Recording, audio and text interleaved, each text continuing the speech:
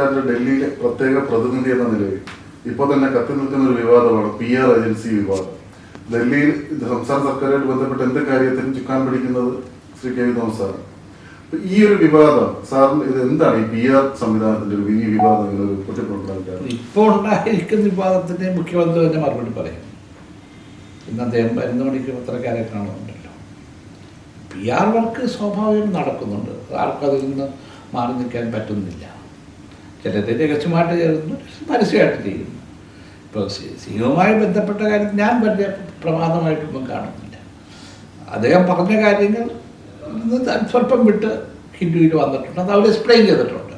ഇതാണ് മാത്രമല്ല, ഇതൊരു ഇത്ര വിവാദമാക്കേണ്ട കാര്യം എന്താ? ആദ്യം പറഞ്ഞു ഇത് മലപ്പുറം ജില്ലയെയും ജില്ലക്കാരും ഒറ്റപ്പെടുത്തിയെന്ന്. ഇപ്പം അത് വിട്ട് കഴിഞ്ഞപ്പോൾ ഉടനെ PR ഏജൻസിയിലേക്ക് പോയി. അങ്ങനെയൊക്കെ ഈ തൊട്ടതിനും തോടിയതിനൊക്കെ ഇങ്ങനെ പ്രശ്നമുണ്ടാക്കിയാൽ ഒരു സംസ്ഥാനം മുന്നോട്ട് പോകുന്നത്. ഒരു കാര്യത്തിൽ നമുക്ക് അഭിമാനിക്കാൻ കഴിയും. ഇന്ത്യയിൽ പല രംഗത്തും 1ാം സ്ഥാനത്ത് കേരളം. നിയമ സമാധാനം, ടൂറിസം, വിദ്യാഭ്യാസം, അടിസ്ഥാന സൗകര്യങ്ങൾ, ഹെൽത്ത്. ഇപ്പം കേരളം വളരെ മുന്നോട്ട്. അതുപോലെ ഈ ഭക്ഷ്യവിതരണ രംഗത്ത് ഞാൻ ഇന്നലെ മനസ്സിലാക്കിയത്, എല്ലാവർക്കും ഒരു ആപ്പ് കൊടുത്തിട്ടുണ്ട്. ആ ആപ്പ് എടുത്ത് നോക്കിക്കഴിഞ്ഞാൽ എന്താണ് റേഷൻ ഷോപ്പിൽ ഭക്ഷണ സാധനങ്ങൾ വലിയ എന്താണ് വില, നമുക്ക് എത്രയുണ്ട്. അത് ഇന്ത്യയിൽ തന്നെ ആദ്യത്തെ ഒരു സംഭവം. അത് അപ്പം ഇങ്ങനെ പല കാര്യങ്ങളിലും മുന്നോട്ട് പോകുമ്പോൾ ചെറിയ ചെറിയ കാര്യങ്ങൾ വെച്ചുകൊണ്ടൊരു ബഹളമുണ്ടാകുന്നത് നല്ലതാണ്. മാത്രമല്ല, ഇപ്പോൾ ഞാൻ വേറൊന്നും നാളെ എൻ്റെ ഒരു സുഹൃത്ത് പറഞ്ഞു, പനി വരുന്നുണ്ട് പലതരത്തിൽ, ഡെങ്കി ഉൾപ്പെടെ. അത് കേരളത്തിൽ മാത്രമല്ല, മറ്റ് പല സംസ്ഥാനങ്ങളിലുമുണ്ട്. പക്ഷെ അവിടെ ഇല്ലാത്തൊരു ആർപ്പുകൂടി ഇവിടെ നടക്കുക. അതിൻ്റെ പരിണിത ഫലം എന്താ? നമ്മുടെ ഒത്തിരി ബുക്കിങ്ങുകൾ, പ്രത്യേകിച്ച് നവംബർ ഡിസംബർ മാസത്തിൽ ഏറ്റവും കൂടുതൽ ബുക്കിങ്ങുള്ളത് ക്യാൻസൽ ചെയ്യുക. ഞാൻ മാധ്യമങ്ങളെ കുറ്റം പറയല്ലേ, ഒരു ട്രെൻഡാണ്. ഇപ്പോൾ അർജുൻ്റെ മരണം അത് എങ്ങനെയാണ് കൊട്ടിഘോഷിച്ചത്? അവസാനം ആ ഫാമിലിയുടെ റിയാക്ഷൻ വന്നില്ലേ? ഒരു കുടുംബമുണ്ട് എന്നുകൂടി നമ്മൾ മനസ്സിലാക്കണ്ടേ.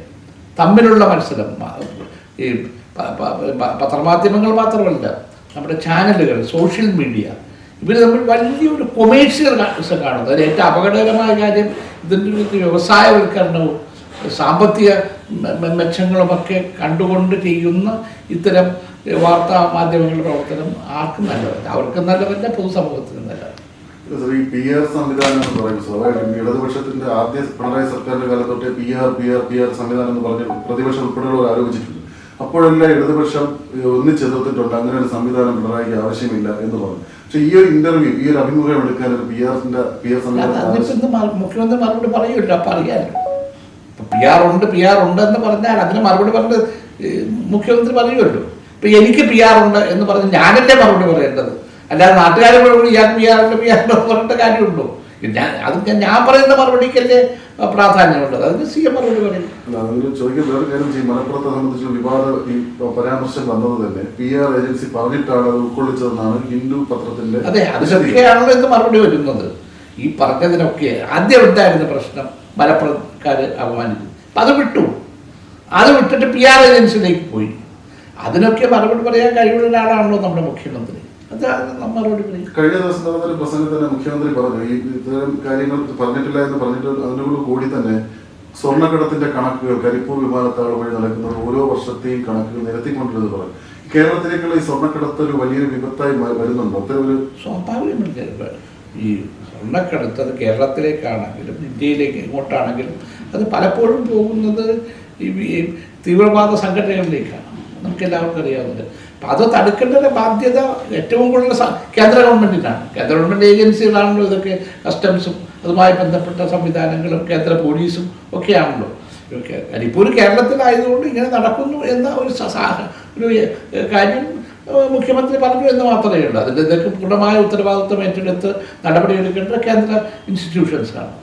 ഒരു തീവ്രവാദ പ്രവർത്തനങ്ങൾക്ക് വേണ്ടിയിട്ടാണ് ഇത്തരം സ്വർണ്ണക്കടത്തിലേക്കുള്ള ഫണ്ടുകൾ വരുന്നതെന്ന് പറയുന്നു. അപ്പൊ ഇത് ഇവിടുത്തെ ഇന്റലിജൻസ് സംവിധാനങ്ങൾ ഇത് കണ്ടെത്തണമല്ലോ. അതിനാണല്ലോ കേന്ദ്ര ഗവൺമെന്റ് ഉള്ളത്.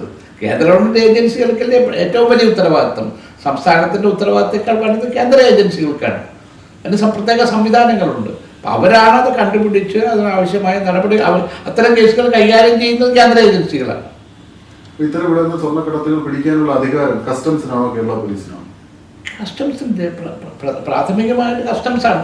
അവരെ സഹായിക്കാൻ സ്വാഭാവികമായിട്ടും കേരള പോലീസും സെൻട്രൽ സംവിധാനങ്ങളും ഉണ്ട്. ഇത്തരമൊരു സംവിധാനത്തിലാണ് അൻവർ MLA ഒരു ആരോപണം ഉന്നയിച്ച് കേരള പോലീസിലെ ഉന്നതർ സ്വർണ്ണക്കടത്ത് നടത്തുന്നു, അതിനുവേണ്ടിയുള്ള സഹായം നടത്തുന്നു എന്ന് പറയുന്നത് വ്യക്തിപരമായിട്ട് മുഖ്യമന്ത്രിക്ക് തന്നെ നേരിട്ട് പരാതിയും കൊടുക്കുന്നു, പാർട്ടിക്കും പരാതി കൊടുക്കുന്നു. അപ്പൊ അത് സാറിന്റെ ഒരു തോട്ടത്തിൽ അത് പരിശോധിക്കുന്നുണ്ടല്ലോ. ഒരാൾ പരാതി പറഞ്ഞു എന്ന് പറഞ്ഞാൽ കൊണ്ട് മാത്രമാവോ? അത് തെളിയിക്കപ്പെടണ്ടേ? തെളിയിക്കപ്പെടുന്നതിന് അംഗീകൃത സമ്പ്രദായങ്ങളുണ്ട്. ഇപ്പോൾ DGP ഉൾപ്പെടെ ഉള്ളവരാണത് പരിശോധിക്കുന്നത്. അവർ പരിശോധിച്ച് വരട്ടെ. അപ്പൊ ഇത്തരം ഒരു ഗുരുതരമായ ഒരു ആരോപണമാണ്. പല ആരോപണങ്ങളും PV അൻവർ ഉന്നയിച്ചിട്ടുണ്ട്. പക്ഷെ അതിലൊന്നും പൊടുന്നനെ ഒരു തീരുമാനം എടുക്കണം എന്നുള്ളതല്ല, വ്യക്തമായ എവിഡൻസ് സഹിതമാണ് അദ്ദേഹം മുഖ്യമന്ത്രിയുടെ മുന്നിലേക്ക്. അദ്ദേഹം പറയുന്നത് എവിഡൻസ് ആവില്ല, അത് പരിശോധിക്കപ്പെടണം. അതാണ് മുഖ്യമന്ത്രി പറഞ്ഞിട്ടുള്ളൂ. ഇത് പരിശോധിക്കട്ടെ. എടുത്തുചാടി ഒരു തീരുമാനം എടുക്കാൻ പറ്റുന്ന ഏറ്റവും പ്രധാനപ്പെട്ട അർജുൻ്റെ ഇഷ്യൂ അല്ലേ? നമ്മൾ എന്താ കണ്ടത് ഈ ദിവസങ്ങളിൽ? അന്ന് അർജുനെ സഹായിക്കാൻ ഇറങ്ങിയ ആളുകൾ അത് കച്ചവടമാക്കി എന്നാണ് കുടുംബം പറയുന്നത്. ഇങ്ങനെ എത്രയോ സംഭവങ്ങൾ. PSRO ചാര കേസ്, എൻ്റെ ഫ്രഞ്ച് കേസ്, ഞാൻ സഫർ ചെയ്ത പോലെ ചെറുതാണോ? അവസാനം സത്യത്തിന് മുമ്പിൽ അത് പ്രാഥമിക കേസ് പോലും ഉണ്ടായില്ല. ലീഡറുടെ കാലഘട്ടത്തിലുള്ള ചാര കേസ് ഇപ്പം എന്താ സ്ഥിതി? അത് മാറി വരുന്നു. അപ്പം നമ്മളൊരു ആരോപണം ഉന്നയിച്ചത് ഇതിനെ എടുത്തുകൊണ്ട് നമുക്ക് മുന്നോട്ട് പോകാൻ പറ്റത്തില്ല. അത് തെളിയിക്കപ്പെടണം. തെളിയിക്കപ്പെട്ടാൽ സ്വാഭാവികമായിട്ടുള്ള ഈ രാജ്യത്ത് ചില സംവിധാനങ്ങളുണ്ട്.